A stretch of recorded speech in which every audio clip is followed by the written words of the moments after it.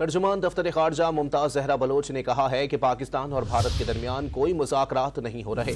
Dawn news کے نمائندے عبداللہ مومند سے خصوصی گفتگو کرتے ہوئے ان کا کہنا تھا کہ بھارت اور پاکستان کے تعلقات ہمیشہ سے پیچیدہ رہے ہیں۔ پاکستان نے خیر سگالی کے جذبے کے تحت نہ صرف بھارتی ماہی گیروں کو رہا کیا بلکہ سکھ یاتریوں کو ویزے بھی جاری کیے۔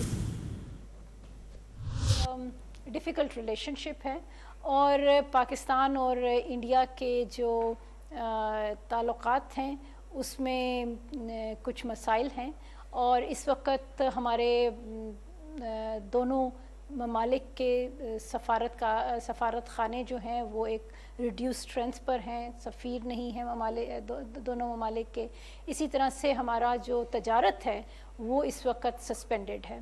تو ان حالات میں بھی پاکستان نے کوشش کی کہ کچھ پازیٹیو سٹیپس ہم نے لیے۔ فار ایگزامپل ہم نے انڈین جو سویلینز اور فشرمین جو پاکستان کی جیلوں میں تھے جن کی سزائیں کمپلیٹ ہو گئی تھیں، ہم نے ان کو رہا کیا۔ اسی طریقے سے وہ سکھ اور ہندو یاتری جو پاکستان آنا چاہتے تھے ان کو ویزاز دیے۔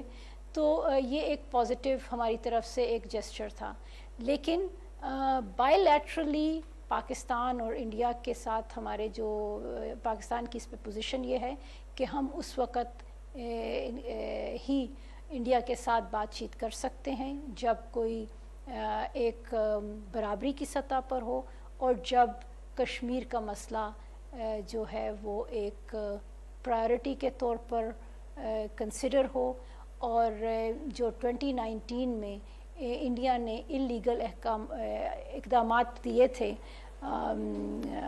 کشمیر میں، اس کو انڈیا کو واپس لینا پڑے گا۔